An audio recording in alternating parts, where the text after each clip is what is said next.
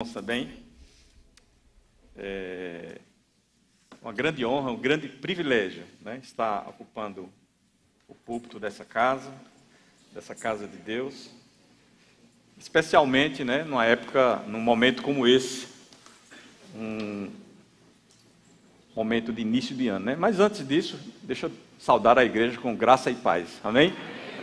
Glória a Deus. Então, como eu dizia, né, além do privilégio de estar trazendo a palavra para os irmãos, o privilégio se reveste de uma importância assim mais nítida, em virtude desse início de ano, né, que estamos vivendo.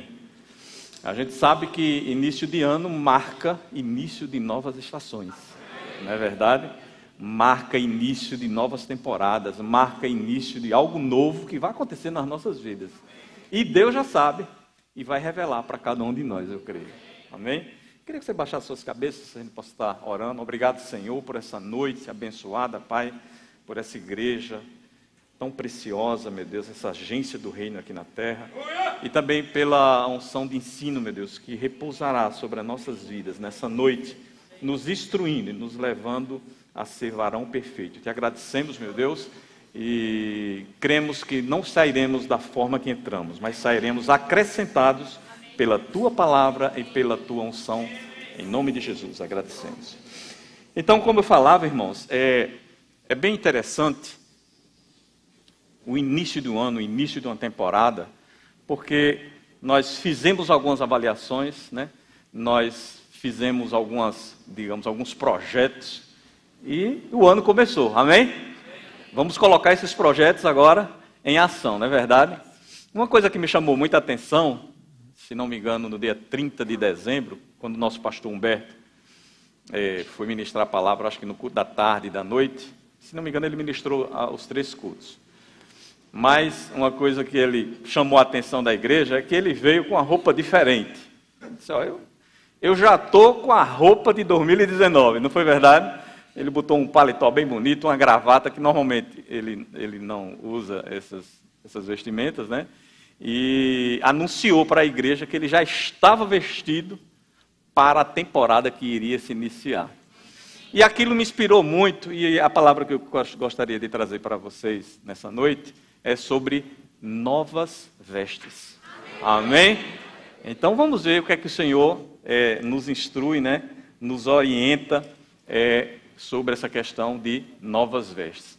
Uma coisa que me chama a atenção é que a nossa igreja, irmãos, para a glória de Deus, é uma igreja que tem uma fartura de palavra, amém? Fartura de alimento. E eu sei que, dentro das ministrações que nós temos recebido aqui, muitas coisas tocam o nosso coração, muitas promessas, né? Muitas coisas são ativadas, né? E a gente entende que, para que a gente desfrute disso, ou entre na realidade dessas palavras proféticas, ou dessa unção profética, a gente precisa alinhar algumas atitudes no nosso coração, não é verdade? A gente precisa se vestir de forma adequada, né, para que a gente possa desfrutar disso aí. E uma coisa que é interessante, né? O que é que representa uma roupa nova em nossa vida, né? Então, normalmente, quando você vai para alguma ocasião especial, ou para algum evento, você se veste de uma maneira adequada, né? Falando de estações do ano, né? Você, quando entra no inverno, você se veste da maneira adequada para o inverno. Você, quando entra no verão, da mesma forma. Se você for para uma academia de ginástica, você tem também que colocar roupas adequadas para que aquela atividade possa gerar o resultado, né? Nós temos aqui ciclistas também muito abençoados, né? Que também têm vestimentas assim bem adequadas para que aquela atividade possa, digamos, trazer ou gerar o resultado que se espera, não é verdade? E eu me recordo, ano passado, nós tivemos aqui a escola de ministros, né? E uma coisa que foi bem batida, bem colocada, né, naqueles ministros que estavam recebendo a palavra, é que eles tivessem uma vestimenta adequada, né?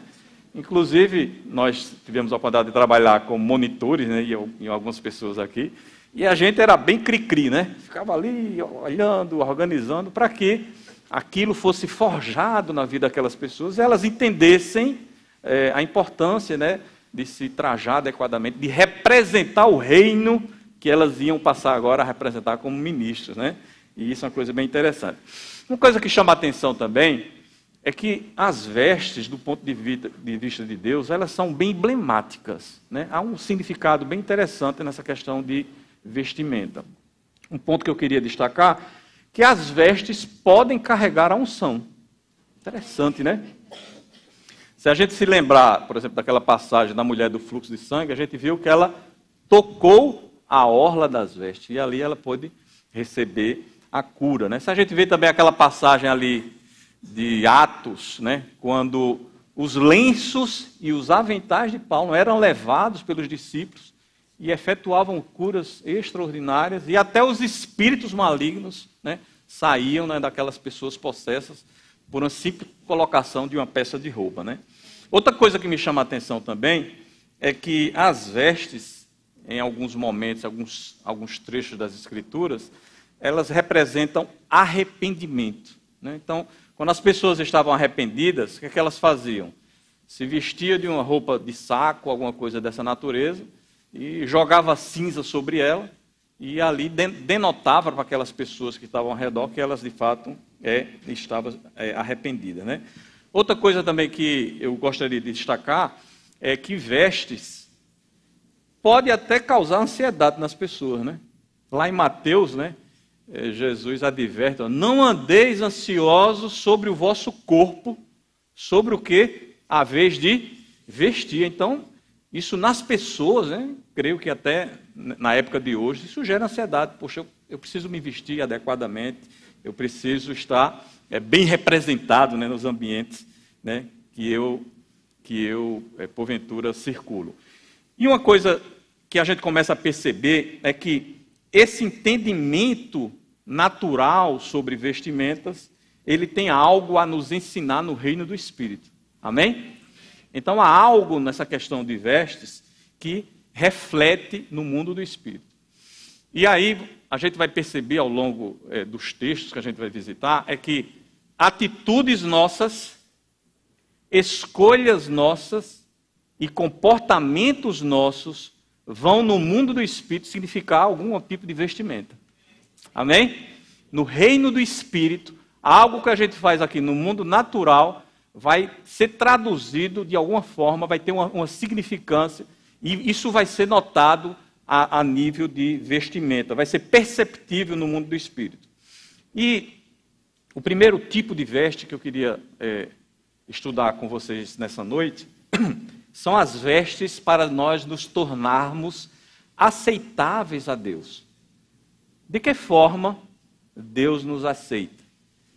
Quais são as vestes que são colocadas sobre nós para que, de fato, sejamos aceitos por Deus? Então, esse tipo de vestes são conhecidas como vestes de salvação. Amém? Lá em Gênesis capítulo 3, 21, eu creio que nós vamos ter aqui a projeção, ele diz o seguinte: fez o Senhor Deus vestimenta de peles para Adão e sua mulher e os vestiu. O que é que aconteceu aí, irmãos? A gente vê a questão da queda, a questão do pecado, e de que forma Deus agiu para corrigir essas coisas.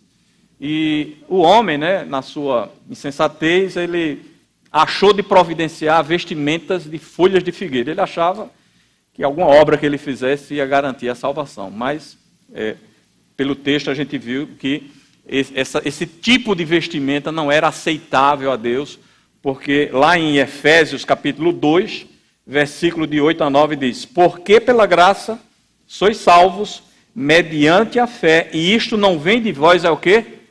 Dom de Deus. A salvação, de fato, procede do Senhor, né? E não de obras, para que ninguém se glorie. Então, a primeira coisa que a gente aprende nessa lição é que a salvação, de fato, foi providenciada por Deus.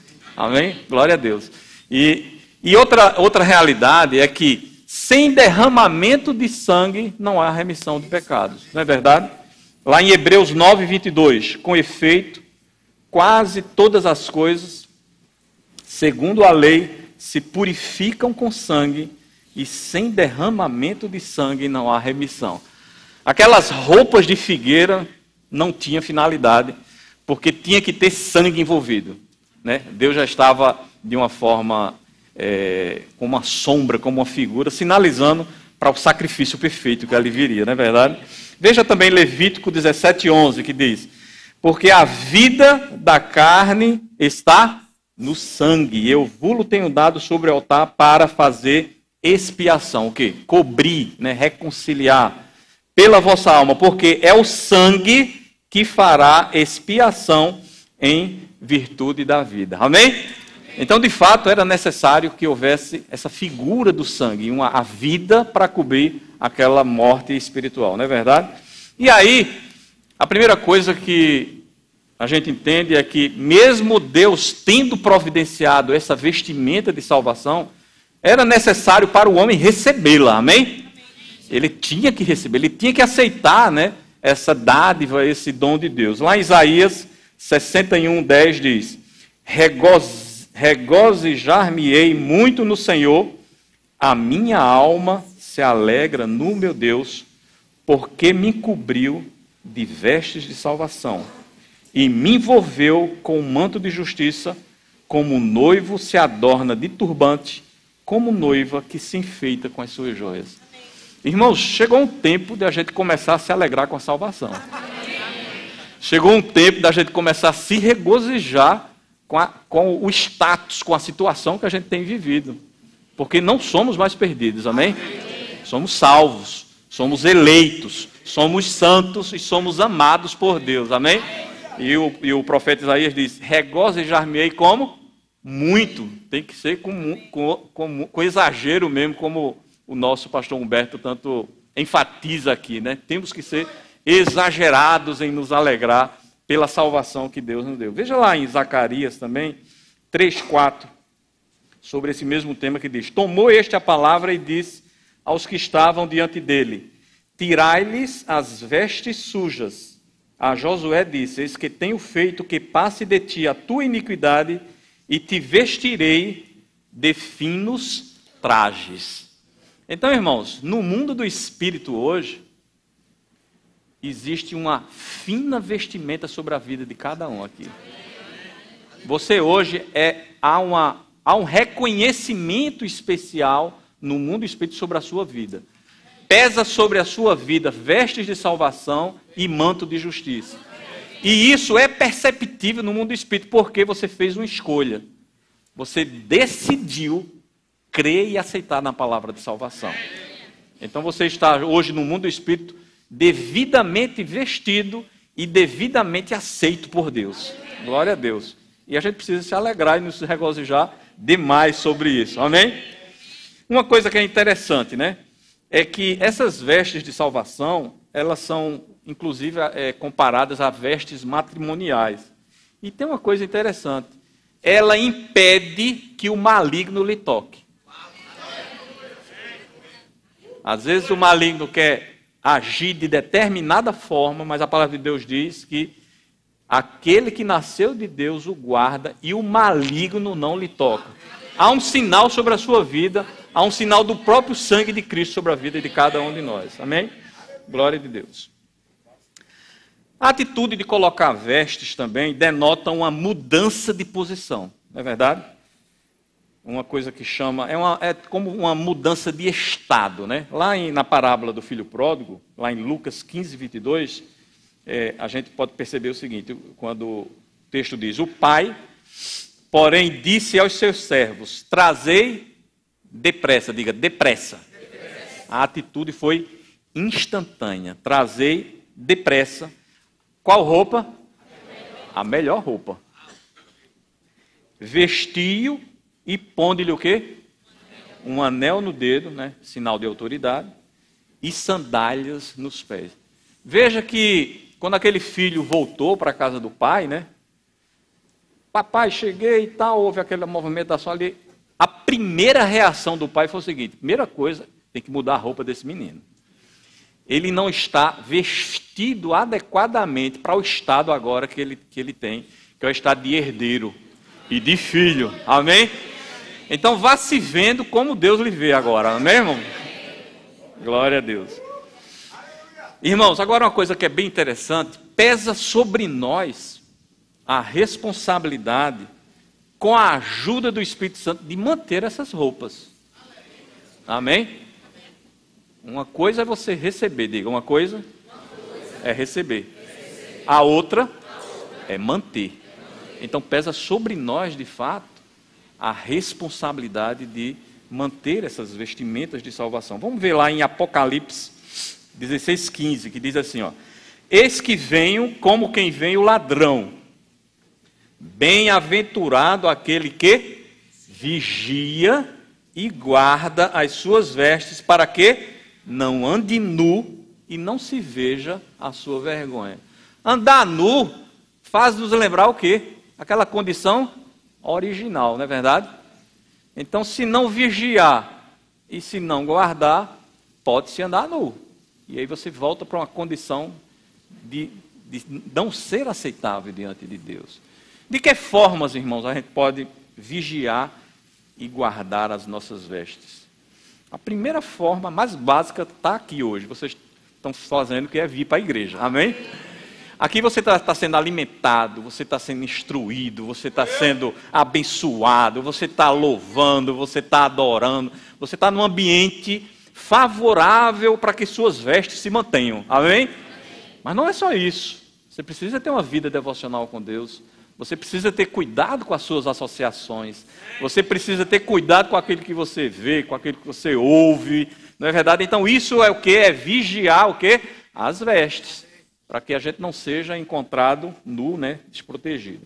Muito bem, irmão. Então eu acho que ficou bem claro essa questão das vestes de salvação. Amém? Amém. Todos concordam comigo? Amém. Glória a Deus. Mas a palavra de Deus, ela começa a ampliar um pouco esse conceito de vestes, e ela agora vai nos mostrar que existem tipos de vestes para a gente desfrutar das realidades dessa nova criação. Existem umas vestimentas que vai me fazer o quê? Fluir naquelas palavras proféticas que eu recebi, que estão guardadas no meu coração. E eu sei que, se a gente fosse falar com cada um aqui de vocês, quantas palavras proféticas pesam sobre a vida de cada um, né? E a gente está aqui aguardando, esperando, naquela expectativa, né? Mas Deus vai nos mostrar nessa noite algumas vestes que a gente vai precisar colocar sobre nós, e essas coisas vão ser mais rápidas, vão acontecer de forma mais rápida. Amém? Glória a Deus por isso. E essas vestes também, irmãos, elas vão nos possibilitar conviver com nossos irmãos. Até porque quando eu coloquei as vestes de salvação, eu passei a integrar agora o quê? Uma nova família. E eu preciso me relacionar com essas pessoas que vieram de lugares completamente distintos, com costumes completamente diferentes, e a gente vai ter que se entender aqui dentro. Amém? Mas para isso a gente vai colocar algumas peças de roupa aqui, e eu creio que isso vai nos ajudar e vai acelerar alguns processos. Amém? Vamos ver lá em Colossenses, a gente vai ler alguns versículos na sequência, começando com Colossenses 3, versículo 5, e depois a gente vai ampliando para outros textos. Colossenses 3:5. Fazei, pois, morrer a vossa natureza terrena, prostituição, impureza, paixão lasciva, desejo maligno e a avareza, que é a idolatria. Então parece que quando chega a cacarecada é muito grande e a gente precisa começar a tirar algumas coisas do nosso meio, não é verdade? Glória a Deus que a gente está fora disso aqui. Amém, irmãos? Mas uma coisa que me chama a atenção é que Paulo está falando para os crentes aqui. Amém? Então, fazei, pois, morrer essas coisas. Isso tem que morrer. Essa natureza não pode nem se referir, quanto mais se praticar. Não é verdade? Versículo 8. 3:8. Agora, porém, despojai-vos igualmente de tudo isso: ira, indignação, maldade, maledicência, linguagem obscena do nosso falar. Veja que são peças que a gente está tirando agora do nosso guarda-roupa, amém? Essas coisas não podem acontecer. Ira, indignação, maldade, maledicência é o quê? Falar mal das outras pessoas, não é verdade? Isso a gente não pode referir. Essas atitudes, irmão, vão colocar a gente num estado de fluir agora na graça do Senhor, amém? Linguagem obscena do vosso falar. Versículo 9, 3:9. Não mintais uns aos outros, uma vez que vos despistes. Veja que a linguagem figurada é de vestir e de despir, né? Despistes do velho homem com os seus feitos. Então, nós estamos fazendo um autoexame, a gente precisa estar revisitando esses textos, né? E buscando no Senhor, Senhor, onde é que eu estou falhando, onde é que eu estou pisando na bola, eu preciso deixar essas coisas aqui, amém, irmãos? Amém. E é começar de mim, amém? Esse vaso aqui é o primeiro que precisa se autoexaminar, né, para a gente fluir na graça do Senhor. Vamos para o versículo 10. E vos revestistes do novo homem que se refaz. Irmãos, estamos em construção. É a grande novidade, amém? A cada ano, Deus tem uma expectativa sobre nossa vida, que a gente esteja melhorando, amém? Se eu pratiquei coisas boas em 2018, 2019 já não serve mais aquele nível. Eu tenho que aumentar de nível, amém? Eu tenho que ser mais santo, eu tenho que ser mais produtivo, eu tenho que ser mais fervoroso, eu tenho que orar mais. Se eu orava 10 minutos, eu vou passar a orar 15, depois eu passo para 20, né? E essa busca de perfeição, de construção, isso é constante nas nossas vidas, amém? Glória a Deus por isso. Para o pleno conhecimento, vos revestistes do novo homem que você faz para o pleno conhecimento, segundo a imagem daquele que o criou. E isso me chama muita atenção, irmãos. Estamos nos tornando parecidos com o Pai. Que coisa boa, hein? A cada dia que passa, a cada mês que passa, estamos mais parecidos com o Papai. E a expectativa dele é essa aí. Ele se alegra quando você vai se tornando mais parecido. Eu imagino que quando um bebê nasce, né? Parece que só quem acha bonito ele é o pai e a mãe, né? Parece que é normalmente, né? Que coisa mais linda, a gente olha assim, a gente não acha aquela coisa tão... Aí, depois, o menino vai desinchando um pouquinho, e vai crescendo, e tal... E daqui a pouco, aí ele começa a aparecer ou com o pai, ou com a mãe, ou com a mistura dos dois, não é verdade? 50-50, né? 50% de um, 50% de outro, né? Mas como a gente se alegra quando isso vai acontecendo, né? Imagina o pastor Eusébio agora, com o seu garotão, né? Para pouco ele começa a tomar aquelas formas, aí vai ser Eusébio Júnior, né? Ctrl-C, Ctrl-V, né? Fica a cara do pai. Aí o pai se derrete, né? Porque ele vai ficando parecido com o pai. Irmãos, estou falando natural. E Deus, como é que Ele faz com a gente? Imagina a alegria quando você começa a ser parecido com Ele, agindo como Ele, se comportando como Ele. E aí Ele lá do céu olha e diz: meu garoto. Esse aí é meu garoto. Esse aí eu tenho um prazer nele, né? É verdade. E vamos para o versículo agora 12. E agora o apóstolo diz: eu vou dizer para vocês quais são os tipos de roupa que você vai começar a usar a partir de agora. Amém? Amém. Estão dispostos a aprender isso? Amém. Colossenses 3,12. Revesti-vos, pois, como? Vê como é que Deus olha para a gente. Eleitos de Deus, diga, sou eu. Santos de Deus, diga, sou eu. Amados de Deus, diga, sou eu. Pronto. Isso é a tríade que Deus classifica você. Eleitos, santos e amados. Quando você se acordar, irmãos, isso é a melhor coisa para a autoestima. Você dizer, eu sou amado de Deus. Como é que você pode ter baixa estima com a realidade dessa? Não tem a menor condição. Poxa, essas pessoas, irmãos, que estão nesse mundão aí, elas não têm essa percepção, que se um dia elas vierem para a família, né, elas já são amadas, né? Porque Ele nos amou quando ainda éramos pecadores. Mas imagine elas entenderem agora que são eleitas, amadas, né, e santas, separadas para um propósito, amém? Glória a Deus. Eleitos, santos e amados de Deus, revestidos de quê? De ternos afetos de misericórdia. Veja que roupa interessante que a gente vai colocar na nossa vida. Ternos afetos de misericórdia. Irmãos, ter misericórdia é o oposto de estar julgando as pessoas. Não é? Porque você olha assim e de vez de você... Eu vou jogar uma palavra de julgamento, aí você tem misericórdia, você abraça aquela pessoa.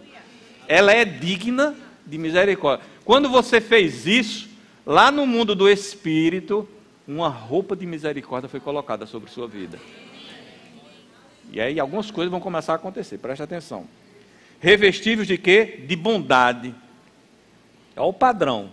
De humildade, de mansidão. Mansidão é o antônimo de brabeza. Aquela brabeza nordestina, tá? Então, o padrão de Deus é mansidão. Revestivos também de quê? Longanimidade. Longanimidade, irmãos, é uma paciência que... segunda, terça, quarta, quinta, sabe? Janeiro, fevereiro, né? Primeiro ano, segundo ano, e longo ânimo, amém? Mas essa ferramenta está disponível. Essa roupa está disponível. Você é só ir lá no guarda-roupa celestial e dizer, agora eu estou precisando dessa aqui, viu? E joga nas costas e flui. Flui, igreja. Flui na longanimidade. Versículo 13. Suportai-vos uns aos outros. Suportar não é suportar. Estou suportando aquela. Não é isso. Suportando é dando ombro, irmão. É promovendo aquela pessoa, né? As suas atitudes não é para sua promoção, não é para promover a outra pessoa. Isso é suportar, amém? A sua alegria é quando você vê o outro crescendo. Ó, que coisa linda, né? Suportai-vos uns aos outros. Perdoai-vos mutuamente, caso alguém tenha algum motivo de queixa, assim como o Senhor vos perdoou, assim também perdoai. Então, essa questão de queixa, kikiki, mimimi, isso não combina mais, né? Essa roupa aí não serve mais para a gente, não é verdade? Assim também perdoai. E fecha com o versículo 14. Acima de tudo isso, diga, acima de tudo isso. Veja, esse padrão já estava muito bom. Aí o apóstolo vem agora e joga água fervendo. Acima de tudo isso, esteja o quê? O amor, que é o vínculo da perfeição. Aí eu fui ver o que é que a palavra vínculo, o que é que ele significa. Vínculo é uma coisa que liga uma coisa à outra. Qualquer coisa que você for fazer, se você botar o amor, aquela coisa que você estava fazendo vira uma coisa perfeita. Amém? Então o amor, na realidade, esse tempero, esse ingrediente, ele transforma simples coisas em coisas perfeitas. Né? E esse é o padrão que a gente deve agir. Porque acima de tudo isso que eu falei, se fosse resumir, deve existir o amor, que é o vínculo da perfeição. Então, o amor é como se fosse um filtro, sabe, irmãos? A gente sempre fica, poxa, eu estou agindo em amor, estou andando em amor, estou falando em amor. Esse filtro, ele deve estar sempre, digamos, coordenando as nossas ações, nossas palavras, nossas atitudes, enfim. Isso mesmo, né? Romanos, eu vou quase repreender aquele relógio, que ele está indo muito rápido, mas vamos lá. Romanos 13, versículos de 12 a 14. Diz assim, vai alta a noite e vem chegando o dia. Deixemos, pois, as obras das trevas e revistamo-nos das armas da luz. Andemos dignamente como em pleno dia, não em orgias e bebedices, não em impudícias e dissoluções, não em contendas e ciúmes, mas revestivos do Senhor Jesus Cristo, e nada disponhais para a carne no tocante às suas concupiscências. Então veja que Paulo agora, falando aos Romanos, diz que a nossa vida, irmãos, é como se fosse um final de uma noite e chegando o dia, amém? O próprio salmista diz que a vereda dos justos é como? Que vai mais e mais até ser dia perfeito. Então, na realidade, irmãos, a gente pode se julgar sobre a nossa vereda, sobre o nosso caminho, se essas coisas estão ficando mais claras, se essas obras das trevas não estão contaminando, de certa forma, o nosso agir, o nosso caminhar. Amém? Glória a Deus por isso. Irmãos, veja que até agora a gente viu vestes de salvação e vestes para a nova criatura. Amém? Então eu já estou salvo, já estou garantido no reino do céu, já estou convivendo com os irmãos aqui, andando em ternos afetos de misericórdia. Amém? Andando em amor, vínculo da perfeição. Está tudo perfeito, amém? Mas tem a segunda-feira, diga, tem A segunda-feira. E na segunda-feira a gente vai para onde? Vai lá para fora. E lá fora é o quê? É uma guerra, irmãos. E guerra, aí já não é roupa, tem que ter uma armadura agora em cima da gente. Porque não é mais brincadeira, né? A coisa lá fora, o ambiente aqui, a gente está guardado aqui, irmãos, amém? Há uma unção, há um ambiente favorável, há uma coisa agradável aqui. Mas vai chegar uma hora que você vai ter que ir para o front mesmo, e vai ter que enfrentar a vida como ela é, amém? Mas Deus não nos deixou sem peças de vestuário para esse momento, e Ele providenciou uma armadura para o bom combate, amém? Interessante, né? Uma coisa que me chamou a atenção, irmãos, é que até agora a gente estava falando de vestes, né? Quando fala de armadura, é que parece que a coisa não é de brincadeira, né? Não é um jogo de jardim de infância. Agora é um combate mesmo. E a gente vai ter que colocar essas peças para a gente se sair bem, né? Tem um ministro do Senhor chamado Doug Jones, ele é ministro do Rhema, Estados Unidos, e ele diz uma coisa interessante. Essa armadura, ela tem 3 finalidades, diga 3. A primeira é para nos mantermos firmes contra as ciladas do diabo. Ou seja, as ciladas vão existir, irmão. Não tem ponto correr, porque a Bíblia fala. Mas o próprio texto bíblico diz que eu vou me manter firme se eu usar essas peças da armadura. Amém? O irmão Doug Jones também diz que essas peças servem para impedirmos do diabo agir em sua obra destruidora. Então é uma peça que vai impedir também a ação do diabo sobre as nossas vidas. E por fim ele diz que essas peças servem para neutralizarmos o seu poder de ação. Amém? Então um texto bem clássico para isso aí está lá em Efésios, eu queria ler com vocês. Eu sei que vocês já são PhD em Efésios, né? Mas precisamos estar revisitando, amém? As Escrituras. E lá em Efésios 6, de 11 a 17, diz o seguinte: revestivos de toda, diga toda. Não é só uma peça não, né? Toda a armadura de Deus para poderdes ficar firmes contra as ciladas do diabo. Eu fui ver lá no dicionário o que quer dizer cilada. Cilada é um artefato para prender, destruir e enganar, né, a vítima que vai ser submetida àquela cilada. Então veja que é um artefato, é algo que é construído ou para prender ou para destruir, aliás, é outra coisa que eu me lembrei, ou para causar dano. Então, o trabalho do diabo, o objetivo dele é esse, é prender, destruir e causar dano. E aí ele vai preparando ciladas para o crente na segunda-feira, né? E o crente ligado, diga assim, ligado. Ligadíssimo, né? Aí ele já preparado, porque ele sabe que essas coisas vão, de uma certa forma, ocorrer. E aí diz no versículo 12, porque nossa luta não é contra carne e sangue. É a primeira coisa, né? Contra o sangue e a carne. Parece que a nossa luta é contra pessoas, né? Dá a entender que o chefe está nos perseguindo, ou sei lá, o vizinho, o colega de trabalho, alguém, né? Algumas pessoas, parece que a luta é contra aquelas pessoas, né? Mas diga assim, a luta não é contra a carne e nem contra o sangue. Então veja, irmãos, o diabo, dificilmente ele virá em pessoa enfrentar a gente. Aquele com chifre, com aquele tridente, mas ele vai mandar os secretários dele. E é esses secretários de carne e sangue que a gente vai poder começar agora a discernir, amém? E sim, a luta é contra os principados e potestades, contra os dominadores deste mundo tenebroso, contra as forças espirituais do mal nas regiões celestes. Veja que as roupas e as armaduras que a gente está colocando aqui, elas começam a aparecer lá nas regiões celestes. Essas coisas vão ser visíveis, né? Versículo 13. Portanto, tomai toda, diga toda, toda a armadura de Deus, para que possais resistir no dia mau, e depois de terdes vencido o quê?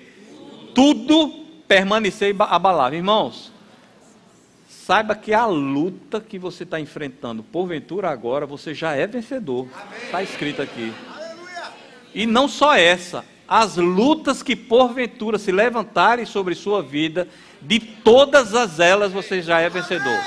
Porque a palavra de Deus promete, se você cumprir a palavra, você vai ter vencido tudo. E ainda vai o quê? Permanecer inabalável.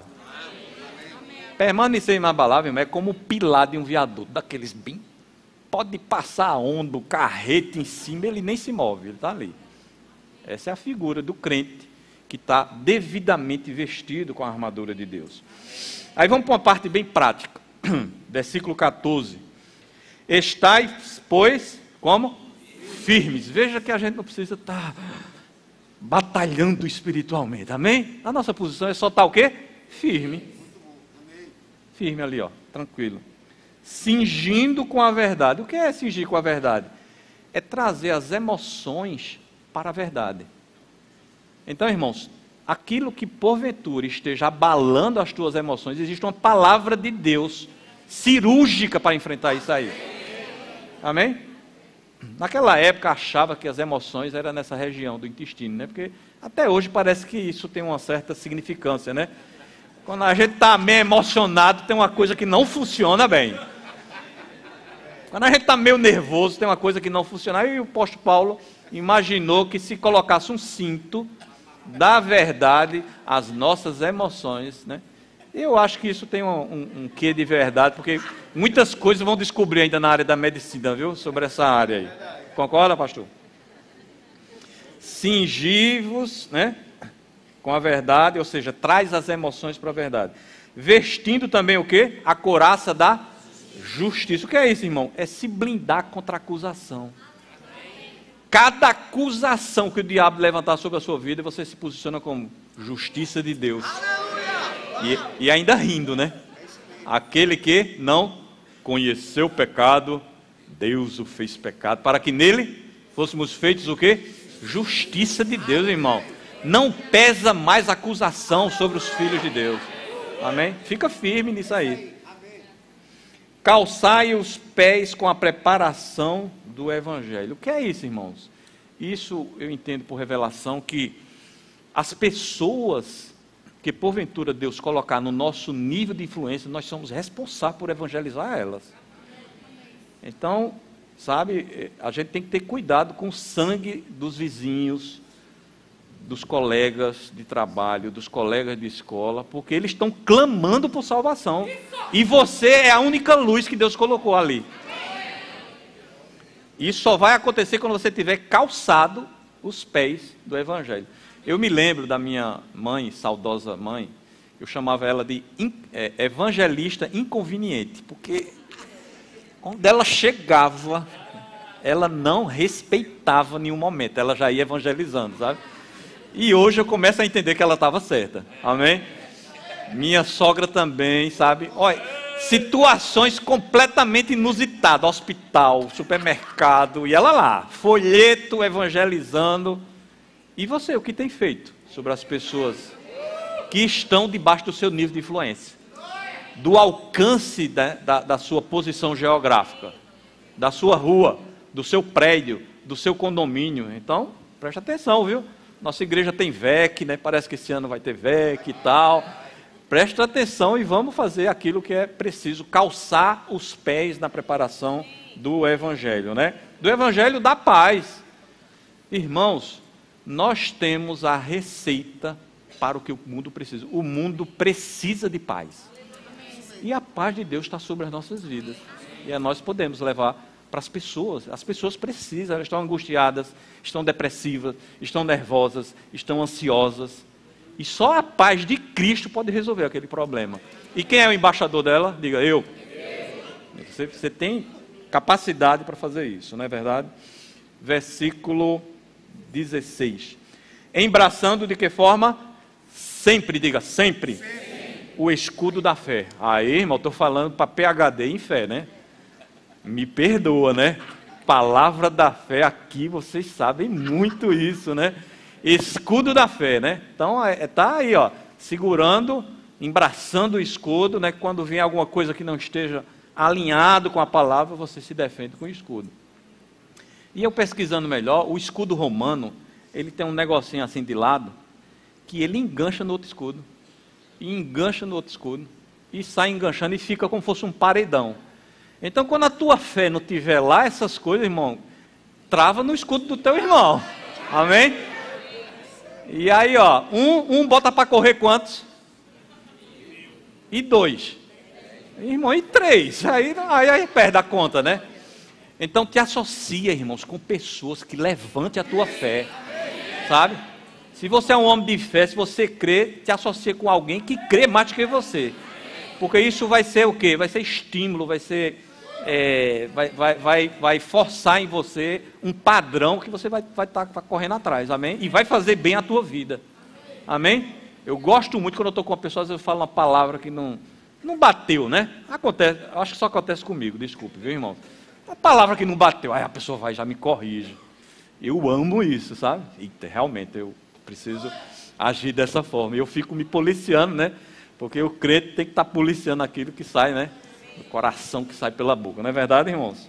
Muito bem. Com o qual podereis apagar todos os dardos inflamados do maligno. 17. Tomai também o capacete da salvação, né?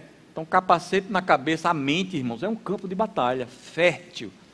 E se a gente não tiver com essa palavra de salvação bem enraigada, com a mente bem renovada, o diabo pode tentar fazer bolinha, né, das nossas vidas. Mas diga assim, eu não sou assim. Porque a minha mente está renovada pela palavra de Deus. Amém? A mente sempre renovada, irmãos. Boas literaturas, irmãos, a gente tem, se a gente vê aqui na livraria, literaturas excelentes, livros, né, motivadores, livros do irmão Mark Henkes, né, do irmão Tony Cook e tantos outros irmãos abençoados. Então eu te estimulo a você ter metas de leitura, amém? Metas, se eu li 2 livros em 2018, em 2019 vai ser quanto? 4 e vai aumentando. Isso é um hábito, é um padrão que vai te ajudar muito. Renovar o quê? A tua mente, colocar coisas positivas, né, na tua mente, né? E por fim, versículo 17, a espada do Espírito. A essa daí, irmão, quando você fala a palavra, isso sai cortando tudo que é cacareco na sua frente, amém? Essa é uma arma realmente abençoada, amém?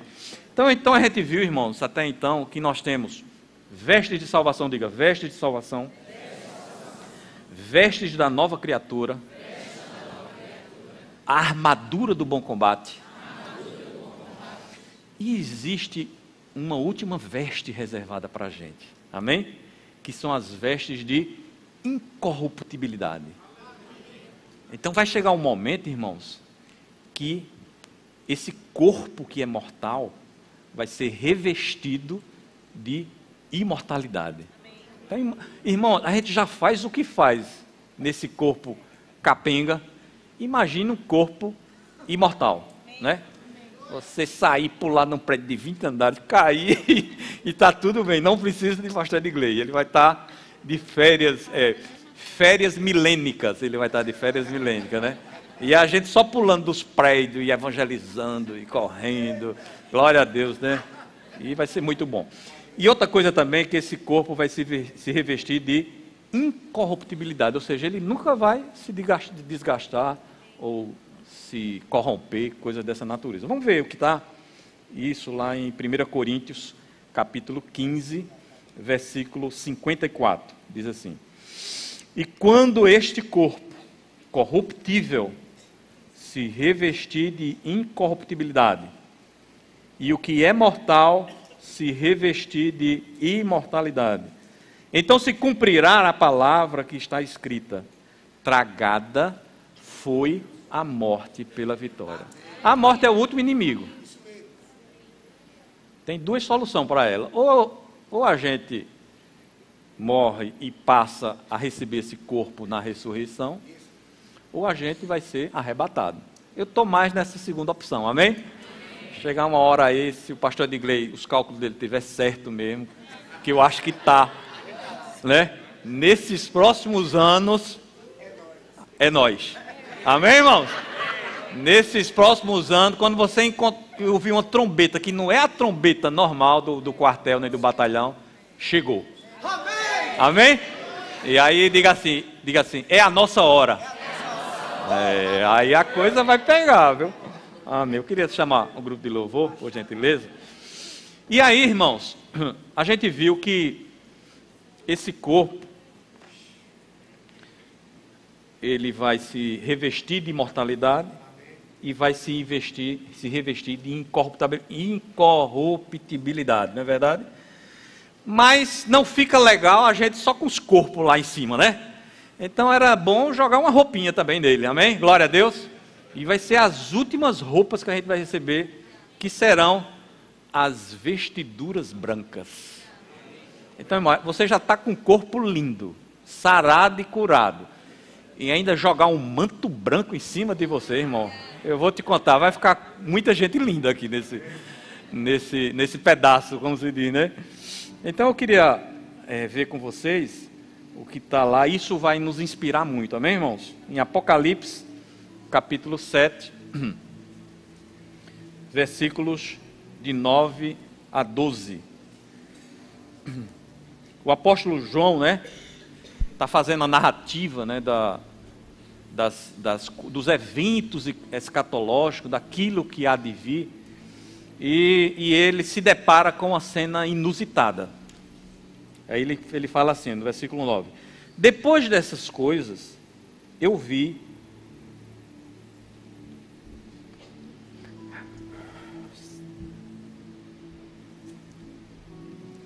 e eis grande multidão, que ninguém podia enumerar. Irmão, não dá para contar a cena que a gente vai ver nesse momento. E essas pessoas eram de todas as nações.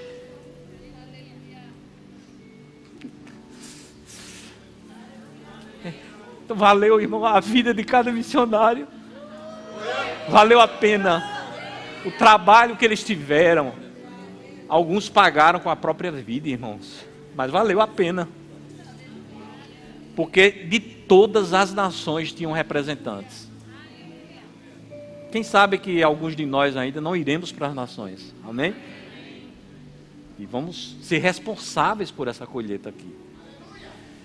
Todas as nações, todas as tribos, todos os povos, todas as línguas, eles estavam em pé diante do trono e diante do Cordeiro. E eles estavam vestidos de vestiduras brancas. Nesse momento eu não preciso mais das vestes de salvação, eu não preciso mais das vestes de nova criatura, eu não preciso mais da armadura do bom combate, porque eu teria agora uma vestidura branca, confeccionada no ateliê celestial. E deve ser coisa muito linda e muito fina, e eu acho que muito esvoaçante, né? Porque é coisa bonita, né, irmãos? A irmã Claudinha aqui, que é arquiteta, que tem esse bom gosto, eu acho que é uma coisa assim muito, muito fashion. Amém? Glória a Deus. E eles estavam com palmas na mão e clamavam em grande voz.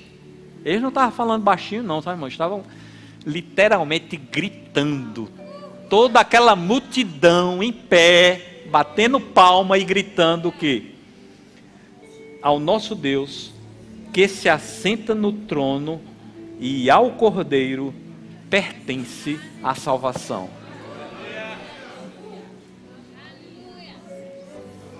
Irmãos, e sabia que cada um de vocês vai estar no meio dessa multidão aqui? Começa a imaginar, começa a ter um vislumbre dessa grandiosidade, dessa cena, né, desse momento. Irmãos, esses probleminhas que a gente passa aqui, irmãos, essas coisas, esses enfrentamentos, essas necessidades, isso não tem muito valor diante disso aqui. Concorda comigo? Quando a gente começa a ter noção dessas coisas eternas, os nossos valores mudam. A gente não começa a valorizar coisas que não precisam ser valorizadas. Mas a gente precisa valorizar vidas, a gente precisa que a maior quantidade de vidas possíveis esteja aqui conosco. Amém? Juntamente conosco, porque a gente vai estar lá. Mas e o nosso vizinho, e o nosso colega, e a pessoa que faz as unhas na sua casa e que lhe ajuda a cozinhar, Será que ela vai ter esse privilégio? Né? O teu porteiro lá do prédio, será que ele já ouviu essa palavra? Ou a gente está sendo egoísta e guardando isso só para a gente? Todos os anjos, versículo 11, estavam de pé rodeando o trono, os anciãos e os 4 seres viventes. E ante o trono se prostraram sobre o seu rosto e adoraram a Deus, dizendo: Amém. O louvor e a glória e a sabedoria e as ações de graças e a honra e o poder e a força sejam ao nosso Deus pelos séculos dos séculos. Amém. Já que a gente vai dizer isso lá, a gente podia fazer um ensaio aqui, né? Peito bem cheio, né? A gente vai começar a ter um vislumbre, vai agitar um pouco aqui o nosso ambiente, né? Vai esquentar um pouco a estufa, como disse o nosso pastor ontem, né? Então eu queria que você repetisse ali o versículo 12, né? E quando eu disser assim a palavra dizendo, aí você vai dizer bem forte, amém? Apocalipse 7:12, dizendo: Amém. O louvor e a glória e a sabedoria e as ações de graças e a honra e o poder e a força sejam ao nosso Deus pelos séculos dos séculos. Amém. Glória a Deus. Deus seja louvado. Então, irmãos, canta essa canção com o grupo de louvor. Eu queria que vocês ficassem de pé e que a gente possa ter essa expectativa em nossos corações de não só viver aqui na terra, cumprir o propósito que Deus nos chamou, vestir as roupas adequadas, vestir a armadura do bom combate, mas ter uma expectativa santa no coração, que um dia estaremos diante do trono de Deus. Deus seja louvado sobre as suas ideias.